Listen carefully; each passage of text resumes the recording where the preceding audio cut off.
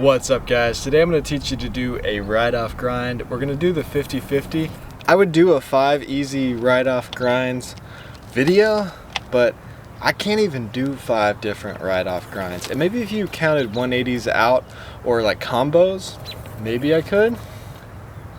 I mean, I could do a 50-50, a 5-0. That's about it. I might be able to do the tail slide ride-off grind like Haley Isaac does, but it would take me a while. So this is a vertical video. So if you're on a phone, turn your phone from horizontal, like landscape, to portrait, and watch it this way. If you're on a computer, sell your computer before they're completely obsolete and just watch it on a phone. The key to this trick is to stay in the back seat, almost like you're doing a 5-0, but you're just barely letting that front truck hit. See how I kind of keep my weight back here and barely touch it, and how it kind of moves forward even when I don't have any momentum? If you couldn't hear that because of how squeaky my Indy trucks are, I'll say it over. Keep your weight in the back seat, let your front truck barely hit the ledge, keep your hips back and your shoulders forward, and push through it. So it's important to have the surface really waxed up. You might have to take a rub brick or something and really sand it down first, then put some wax on it. Just coat it in wax. The more wax, the better. And then the faster you go at it, the better. You might want to go at it slow a few times at first just to make sure you're not going to get stuck. And then, yeah, go hard on it. It's also kind of chunky, as you can see here, so you have to really push through it. You could do this with your heel side wheels or your toe side wheels, but this surface is behind me, so I'm grinding with my toe side wheels right up against this ledge. So I like to have indies for this because I think indies grind better on really rough surfaces.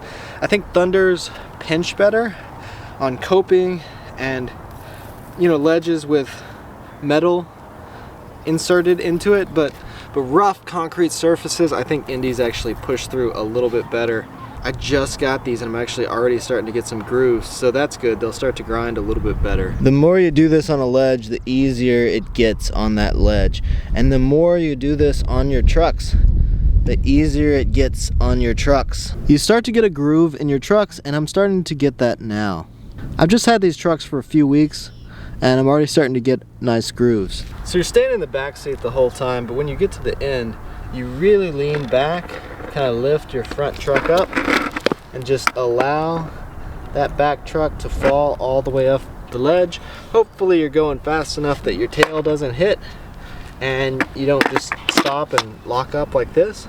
So if you do either of those things, just go a little faster. Really do a little 5-0 off the end. This is not the best spot to do a 180 out or anything like that because there's a lot of stuff going on here, a lot of weird stuff. Obviously, before you do this, you want to make sure you're good at just rolling off a ledge. There's just a little more friction, a little more resistance there on that back truck, so you have to go a little faster and really push through it. It kind of feels like rolling off of a regular ledge with Walmart bearings that don't roll, you know, where there's resistance pushing at you. It's kind of what grinds feel like. So that's how you do a roll-off 50-50. Some skate parks actually have coping on objects like this. Or you could do it on the street. So I did something really stupid. I did a bunch of 5-0s and I let my tail drag. This is a brand new deck and I already wore through a lot of the plies over here on this side. Luckily, I'm somebody who pops like right off the middle and usually wear it down pretty evenly on both sides. So it's not going to affect the pop as much, but this is not something you should do on a brand new deck. So Callie is a new skateboarder, and I want you guys to watch how she uses her body to push herself down this ledge, or whatever you would call it, this rough concrete thing. She uses a lot of pelvic thrust and jarring maneuvers. She uses a lot of gyrations to propel her forward. I was pretty impressed with this. I wouldn't do it. I wouldn't suggest you do it because you could really smash your fingers if you're grabbing under the board and you go off a ledge. But it was still impressive. It was actually going to be a full video if my friends didn't show up and ruin everything. I'm just kidding. Love you, Zach. He didn't ruin everything. My lack of organization usually ruins everything. So this is an even sketchier spot to do this. It's definitely really chunky. Not waxed very well. So for me, it's easier to do this on a flat surface like this. I feel it's less intimidating, but for some people it's easier to do it when you're going downhill. So for her, it was definitely easier to do it on something like this. You don't really have to push as hard, but it can be a little more intimidating. So I hope this video was helpful to you guys. If there's a certain trick you want to know how to do, let me know in the comments section below.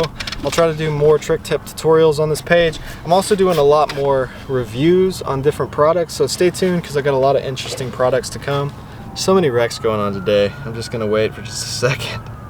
Scroll through my page, check out my other videos, and hit that subscribe button because I got a lot more videos to come. Thanks for watching.